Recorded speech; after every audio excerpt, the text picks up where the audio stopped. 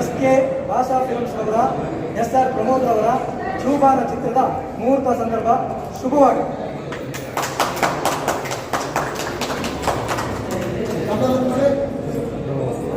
ಚೂಬಾಣ ಚಿತ್ರ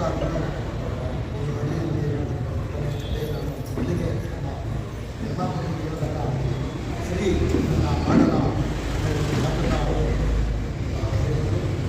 ಅಲ್ಲಿಂದ ಇಲ್ಲಿ ಒಂದು ಸಪೋರ್ಟ್ ಅನ್ನೋದು ಸಿನಿಮಾ ವಿಚಾರಕ್ಕೆ ಅಂದರೆ ಹಳ್ಳಿಲಿ ಒಂದು ಹಳ್ಳಿ ನಡೆಯಬೇಕಾದ್ರೆ ಒಂದು ದ್ವೇಷದ ಹಿನ್ನೆಲೆಯಲ್ಲಿ ಒಂದು ಹಳೆಯ ವೈಷಮ್ಯಕ್ಕೆ ದ್ವೇಷಕ್ಕೆ ಇವತ್ತು ತುಂಬ ಕೊಲೆಗಳು ಏನೋ ಒಂದು ಸಣ್ಣ ಪುಟ್ಟ ವಿಚಾರಕ್ಕೂ ಒಂದು ಮನಸ್ತಾಪವನ್ನು ಚಿಕ್ಕದಾಗಿರೋ ಮನಸ್ತಾಪನ ದೊಡ್ಡದಾಗಿ ಇಟ್ಕೊಂಡು ಒಂದು ಕೊಲೆ ಲೆವೆಲ್ಗೆ ಇವತ್ತು ಸಮಾಜ ತಲುಪಿದ್ದು ಆ ಒಂದು ಹೆಳೆನ ಇಟ್ಕೊಂಡು ನಾವು ಈ ಚೂಬಾಣನ ಬಾಣ ಬಿಡಕ್ಕೆ ಈ ಬಾಣ ಬಿಡೋಕ್ಕೆ ಎಲ್ಲರ ಸಹಕಾರ ಅತ್ಯಗತ್ಯ. ಇದು ನನ್ನ 9ನೇ ಸಿನಿಮಾ. ನಿಮ್ಮ ಸಹಕಾರದಿಂದ ಇಲ್ಲಿವರೆಗೂ ನಮ್ಮ ಬಂದಿದೆ.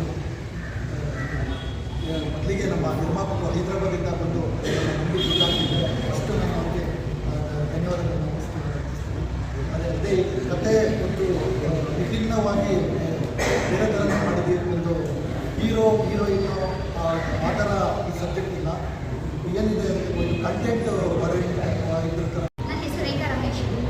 ಬೇಸಿಕಲಿ ನನ್ನ ಹಾಸನದಲ್ಲಿ. ಮೊದಲಿಗೆ ನನಗೆ ಈ ಅವಕಾಶ ಕೊಟ್ಟಂಥ ನಿರ್ದೇಶಕರು ಮತ್ತು ನಿರ್ಮಾಪಕರಿಗೆ ನನ್ನ ಹೃದಯದ ಧನ್ಯವಾದಗಳು. ನಾಯಕಿ ನಟಿಯಾಗಿ ಕನ್ನಡದ ಇದು ನನ್ನ 3ನೇ ಚಿತ್ರ ಆಗಿರುತ್ತೆ. ಈ ಚಿತ್ರದಲ್ಲಿ ನನಗೆ ಈ ನಾಯಕಿ ನಟಿಯಾಗಿ ಈ ಪಾತ್ರವನ್ನು ನಿಭಾಯಿಸ್ತೀನಿ ಅನ್ನೋ ಒಂದು ನಂಬಿಕೆಯಿಂದ ನಮ್ಮ ನಿರ್ದೇಶಕರವರು ನನಗೆ ಈ ಪಾತ್ರನ ಕೊಟ್ಟಿದ್ದಾರೆ. ಖಂಡಿತವಾಗ್ಲೂ ನಂಬಿಕೆ ನಾನು ಉಳಿಸ್ಕೊಂಡೇ ಉಳಿಸ್ಕೊಳ್ತೀನಿ.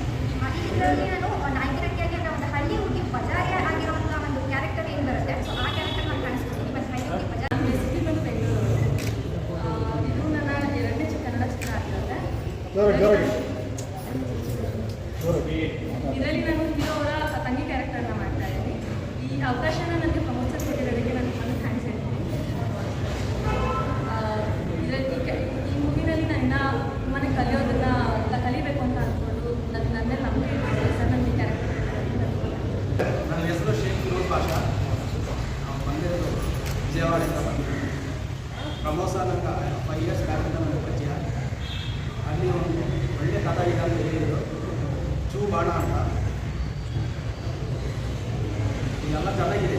ಆ್ಯಕ್ಚುಲಿ ಈ ಕನ್ನಡಕ್ಕೆ ನಾನೇ ಶೂಟ್ ಆಗ್ತದೆ ಅಂತ ಹೇಳಿದರು. ಎಲ್ಲ ಡಿಸ್ಕಷನ್ ಆಗಿದೆ. ಸರ್ ಇಲ್ಲ ಸರ್, ಇದೇ ಫಸ್ಟ್ ಟೈಮ್ ಬಂದು ಪ್ರಿಪರೇಷನ್ ಆಗಿದ್ದೀರಾ? ಏನಿಲ್ಲ ಸರ್, ಫಸ್ಟ್ ಟೈಮ್ ಮಾಡ್ತಾಯಿದ್ದೀನಿ.